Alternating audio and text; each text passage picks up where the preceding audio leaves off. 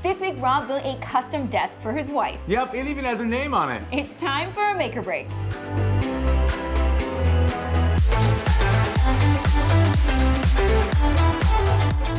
Hey guys, I'm Rob. And I'm Sarah, and this week, Rob took on the project of building a desk for his wife, Jen. Yep, we figured that since she's been working here for so long, it kind of was time to upgrade her fold-out table that she's been using and turn it into a desk fit for Jen. That's a great idea. Here's how it went. Okay, let me set the scene. My wife works from home at these tiny little desks. They're not even the same height. Like, I could never work like that. Yeah, apparently she can't either, so she asked us to make her a corner desk.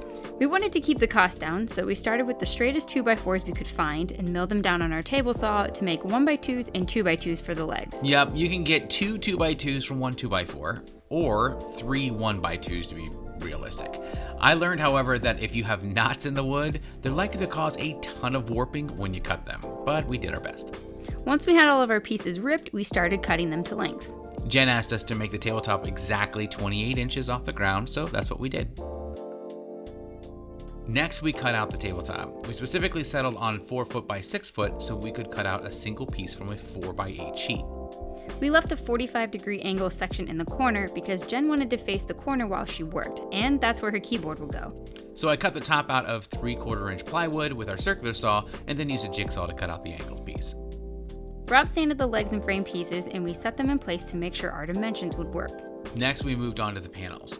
This table design has 2 panels, one large one that will face the door and be the first thing that you see when you walk in the room. Jen wanted to customize that panel. Yep, so I designed something in Photoshop and then used it as a reference. I just kind of sketched out her name in script and used a straight edge to measure out the angled pieces. Then it was time to cut out the design. Rob first used a Forstner bit to drill a starter holes, and then used a scrolling blade in our heart jigsaw to cut it all out, and it turned out pretty good. Yeah, it wasn't as hard as I thought it would be. Then I just had to sand off the edges. When that was done, I started painting all of the black parts black. On the panel, we wanted to keep the inside of the cutouts natural, so I carefully sanded away any black paint using our rotary tool and a sanding head. At this point, we needed to cut our 1x2 to edge the table. To do that, we cut one 45-degree miter on one end and then measured the tabletop exactly where we had to cut next. The only variable was when we cut the corner piece, where we had to use 22.5-degree angles, but it wasn't difficult. Then we glued them up and held them in place with brad nails. Finally, I used a trim router and a 1/4 inch roundover bit to round off the edges. Before we could put lacquer on the tabletop, we used some wood filler to fill in any gaps and cover the holes left by the brad nails. Yep, then it was time to lacquer. Once again, we tried to stick to the advice we got from Steve Ramsey of Woodworking for Mere Mortals and laid a slow, thick layer 1 brush width at a time.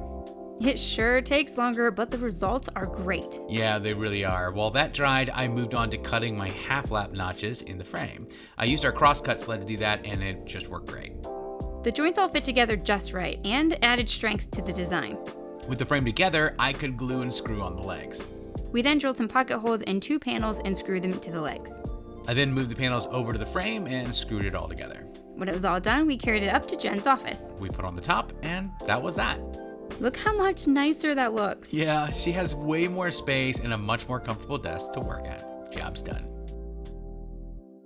So, does she like it? Oh, for sure. Her old desk was just a little bit too high, which makes it Okay. uncomfortable to sit up. So this Yeah. new one fits perfectly. She also loves that she's able to sit in the corner and kind of Yeah. face in there. Gives That's her room nice. for all of her extra work junk. So I personally really like that you added her name on it. That customization is just awesome to me. I actually wanted to cut out like a Baby Yoda, a Grogu on the side of it, but she Did just she wasn't veto into that? it. Yeah, Okay. she asked for her name instead. That makes sense.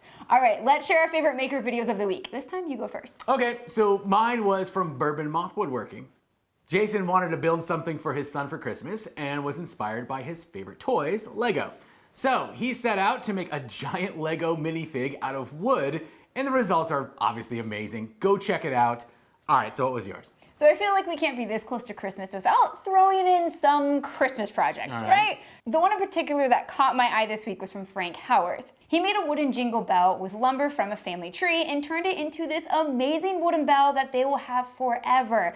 I mean, look at that. It even has a little jinglet. The thing on the inside of a bell is called a jinglet? Yep. All right, well, you learn something new every day, and I think it's Howarth, not Haworth. I said Howarth. Well, maybe it's Haworth. I don't know how to say your name. You That's- should let us know. Speaking of holiday fun, did you know that last week Rob and I built an 8-foot tall snowflake? You can watch that right here. Yep, special thanks to Heart for reminding us that we can do anything we can imagine if we do it with heart. All right, break's over. Let's make something. What are you guys wearing tonight? I've got a Jonathan Katz Moses original. Ready?